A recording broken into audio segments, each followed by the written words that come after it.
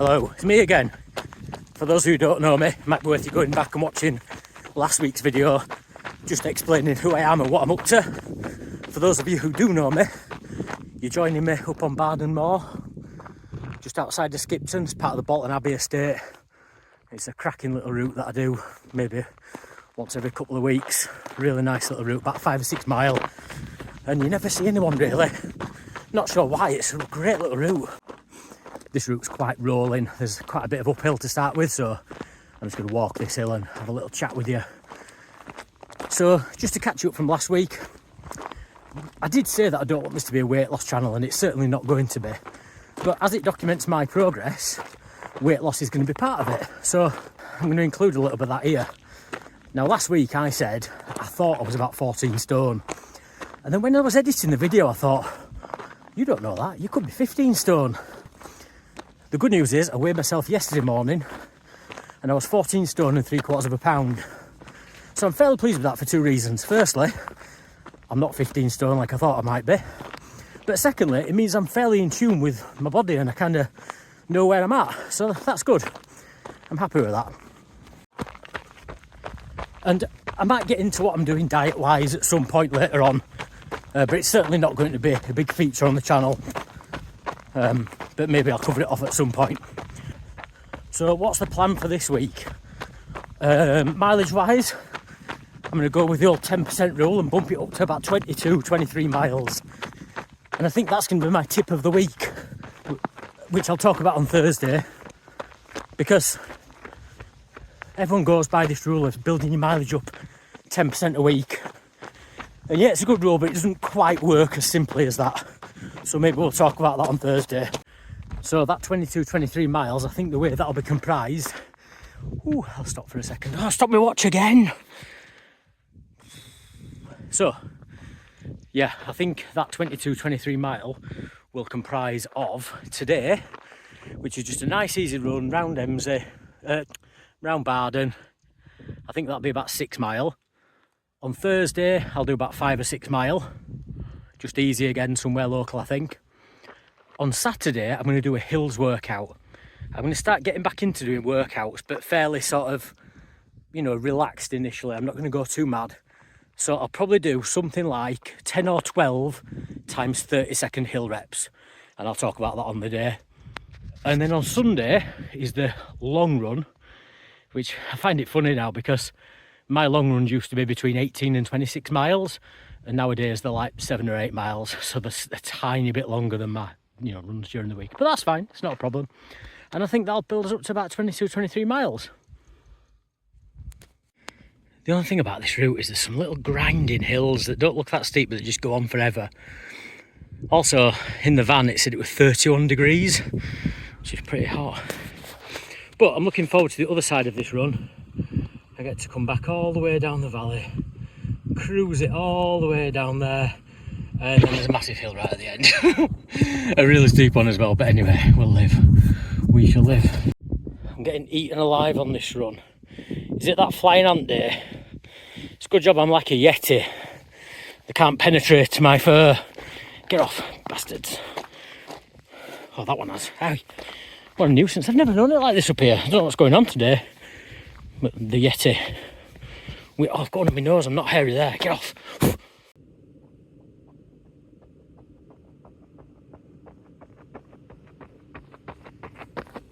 No such luck on the wildlife front, I'm afraid. I was hoping there might be a snake or two. I've seen snakes on this corner twice now, sunning themselves on days very similar to today. You know, it's been really, really hot, just sunning themselves on the road. And actually over there, where are we? Over there on Simon's Seat, is that Simon's Seat? Yeah. Another runner I know has seen adders as well. So I'll insert a little clip from when I've seen one previously, but no such luck today, I'm afraid. What sort of run ends on a hill like this? Oh, way up there. Literally my car's parked just right at the top of there where you can see. Here, I'm walking it. No shame in walking it. I'm just out for a nice, easy 5 miler on the Leeds-Liverpool canal. Well, not the canal, the towpath, you know what I mean. I'm not Jesus. Anyway, it's Thursday now and a lot's happened since you last saw me a few seconds ago. So we now have a channel name. I'm trying to think what to call the channel, that's mostly just me waffling on about running, and then it came to me. So welcome to Running Waffle. Hope you like the logo. I've been messing around with Grok AI and ChatGPT. Never used them before, quite a bit of fun, like it. So Thursday is tip of the week. It'd be better if it was Tuesday tip, wouldn't it? But it's not, so there you go. So as promised, we're going to talk about the 10% rule. So if you're new to running or getting back into running and you want to build your mileage safely without getting injured, we need to talk about that good old 10% rule, but with a few smart tweaks. Okay, so the 10% rule basically says you should never increase your weekly mileage by more than 10% in any one given week.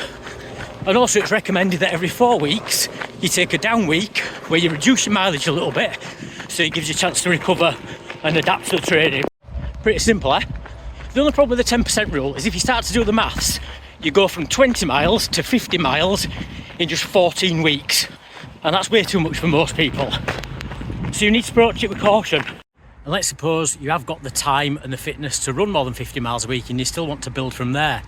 Well, at that point, in my opinion, the rule falls apart altogether and you should maybe consider just increasing by 2 or 3 miles a week. You know, 50 miles, you're going to go straight to 55 and then 60, and before you know it, you're doing 100 miles a week, and that's pretty unsustainable for most people. And unless you're an elite runner or you've got years and years of big mileage in your legs, that's just a surefire way to end an injury. I've run backwards so you can see me, look. And if you spend most of your time running on trails, especially up hills like this, it might be worth thinking about the 10% rule more in terms of time than mileage, because just a few miles extra per week in somewhere like the Lake District, the Peak District or the Yorkshire Dales could easily add an hour onto your run. The main thing is just be sensible. Work towards your goal gradually and you're more likely to get there without getting injured and being right back to square one. So in a nutshell, build slowly, recover properly, know your limits, and you're more likely to hit your mileage goals. The next job, Saturday hill reps. Can't wait. On my last video, I said I wasn't going to do any gear reviews, but I was just getting ready for this next run for my Saturday hill reps, and I use a particular anti-chafing product that I thought you all might be interested in. Mega Babe! I bet that's the first thing that comes to mind when you see me, isn't it? But if it works, it works. A bit embarrassing going into the shop to buy a new one, but what can you do? And now it's Saturday, which means it's time for some hill reps. I've not done any kind of workout in quite a long time, so I'm going to keep it pretty easy and do 10 times 30 seconds. And I'll be doing them right here. So I start there and go all up the way there to where them bushes are. It doesn't look like much, but that takes me about 30 seconds. And it's the perfect steepness. It's just at the back of the rendezvous in Skipton if anyone is interested.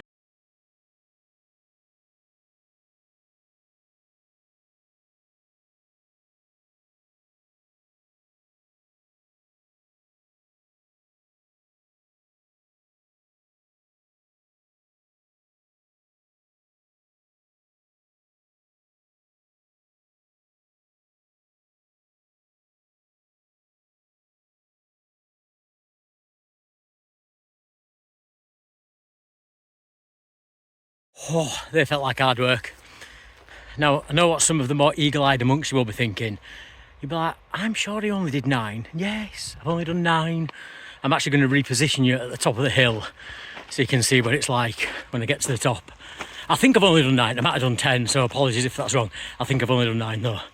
I usually pick up a little stone at the top and carry it back down to the bottom to count, and I forgot about that method today. It's been so long.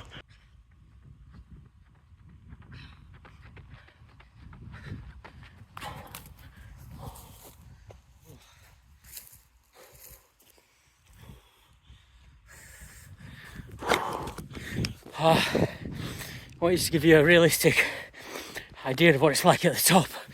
So my heart rate's hitting 180. It'll probably climb a little bit higher. Oh, yikes. Oh, they feel like hard work. I'm glad they're done. And just like that, it's Sunday long run time. Although this is not going to be a particularly long run by previous standards. I said I was going to do about 22, maybe 23 miles this week. I've already done 15 and a half, so I've got 6.5 to 7.5-ish miles to do to round it up. I think today's run's going to be 7 miles. As you can see, I did say I was going to do Pen-Y-Ghent, but Pen-Y-Ghent is nowhere in sight. The reason I'm not doing it is because I want it to be one of the last runs I do before I leave this area. I currently only live like half an hour from Pen-Y-Ghent and we're moving about an hour further away, so I won't get as much opportunity to do it. So I wanted it to be one of the last runs I do before we go. And our house sale is, I wouldn't say it's hit a road bump, it's just a little bit of a delay, so it's going to be probably more towards the end of the month. The good thing is I live close enough to Pen-Y-Ghent that I can probably do it on an evening, so I might just do that. The other reason is I did those hill reps yesterday and I actually feel okay, but I don't want to risk having like a little calf strain or something like that. So I'm just doing a nice little 7 miler local. I've done it a million times. I'm not going to show you too much of the route, it's not the most exciting. So I'll see you next week for more running waffle.